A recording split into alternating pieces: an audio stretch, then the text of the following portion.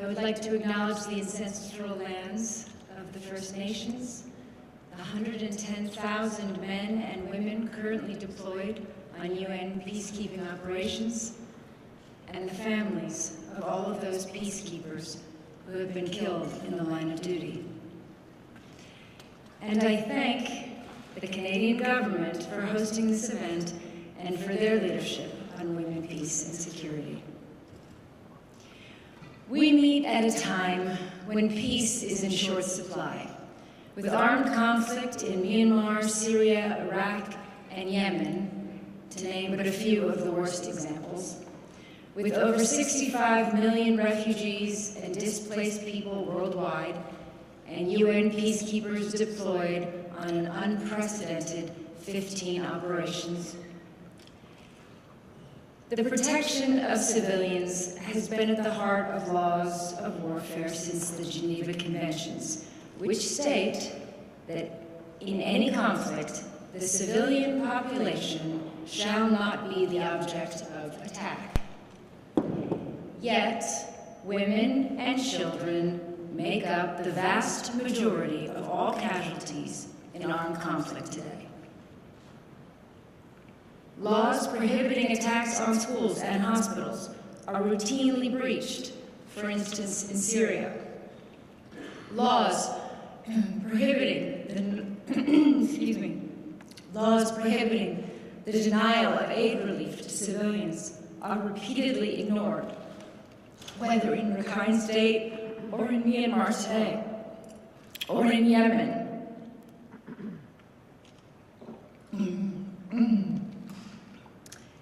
In Yemen, where millions of people are facing death from starvation. And despite being prohibited by law, sexual violence continues to be employed as a tactic of war in 19 countries. It includes mass rape, gang rape, sexual slavery, and rape as a form of torture, ethnic cleansing, and terrorism. It has been 68 years since the Geneva Convention Fourth Protocol, which said women shall be especially protected against any attack on their honor, in particular against rape, enforced prostitution, or any form of indecent assault. It has been 21 years since the UN first promised to address sexual abuse by UN peacekeepers and to increase the number of women deployed in operations. Yet, the exploitation of defenseless civilians still takes place, and still, less than 4% of all peacekeepers are women.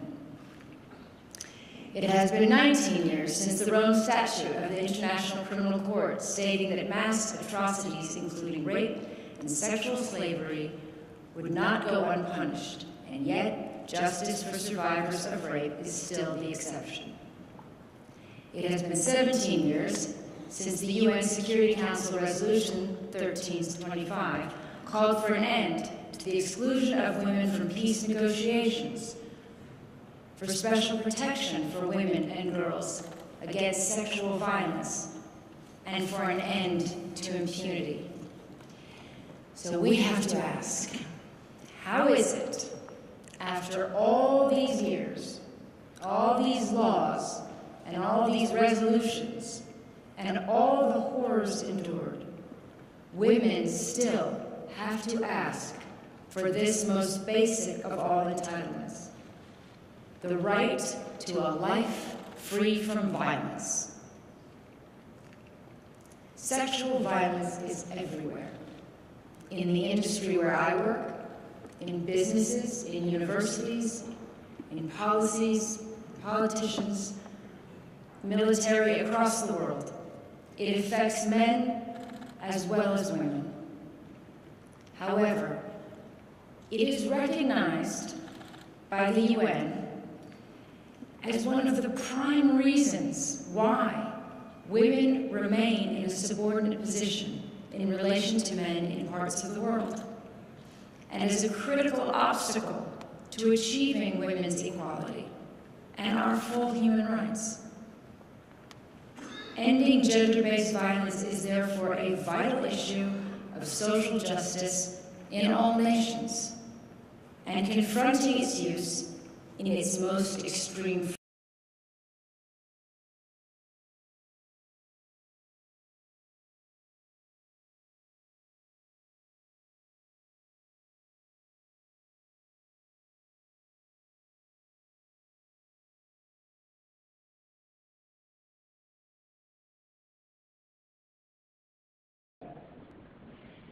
The first myth is that this behavior is sexual.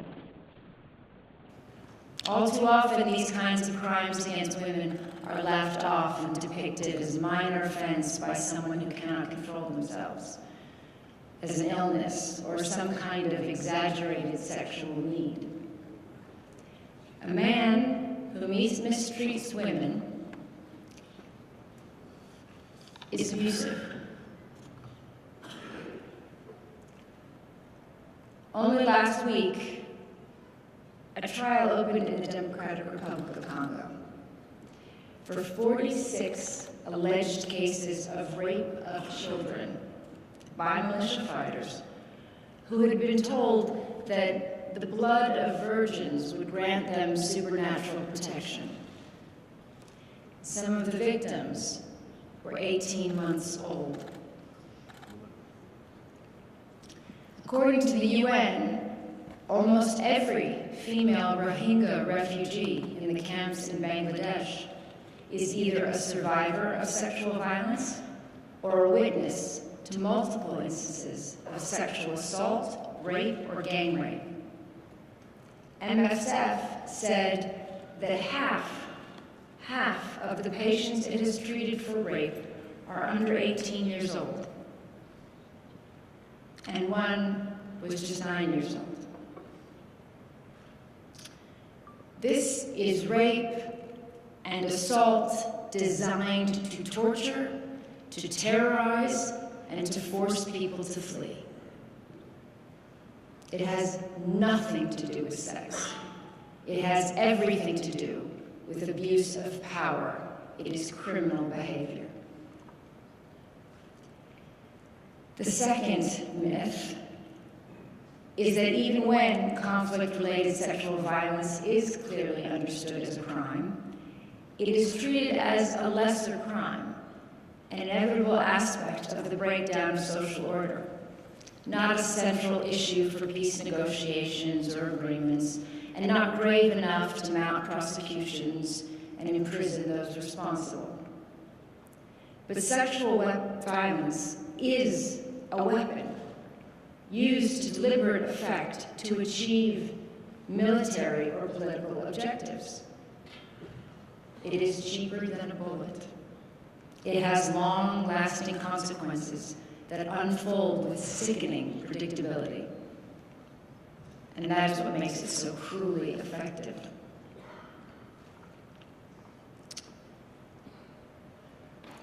I would like to ask everyone here to take a moment to consider the following scenario. Imagine your hometown, the street where you live. A conflict has broken out in your country. One night, trucks roll in, and your street is surrounded and blocked off. Men with guns pour out of those trucks and start breaking down doors. They go from house to house in your street, and in the course of one night, they rape every woman or girl they find, and they do so in front of their families. Now think how you and your family would be affected that night, that day, for the months and years to come. That impact on all of you, the emotional pain and trauma, the stigma, the shame, the physical and mental illness. How broken you would feel that you are unable to stop this from happening to your family members.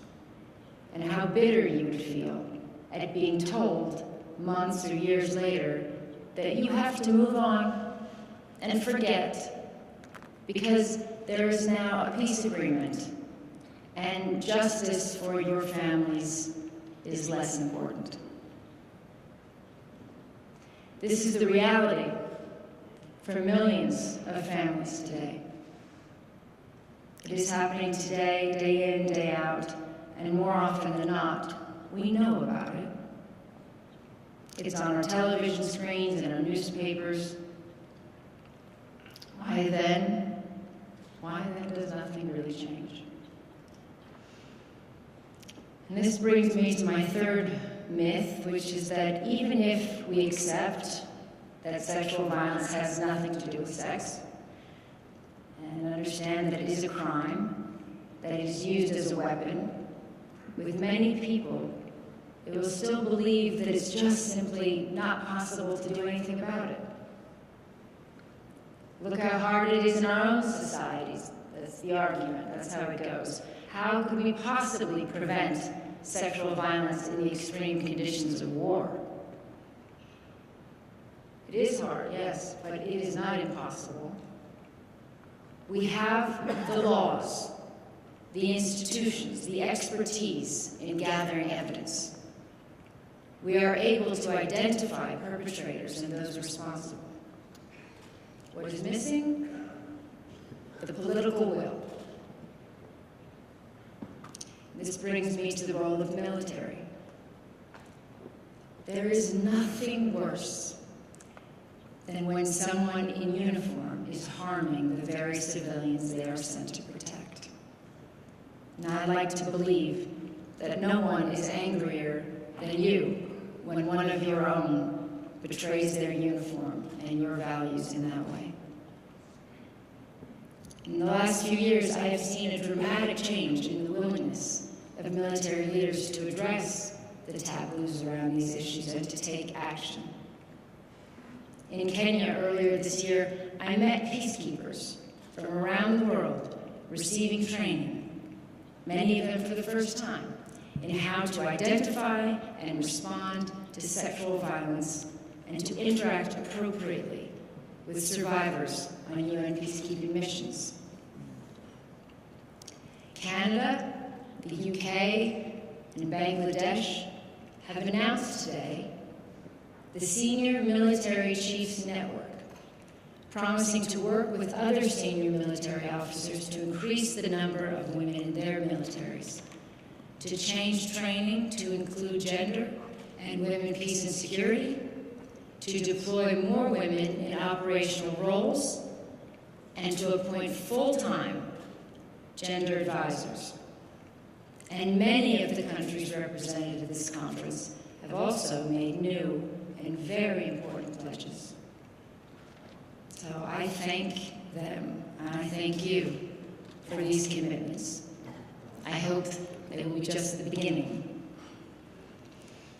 In this work,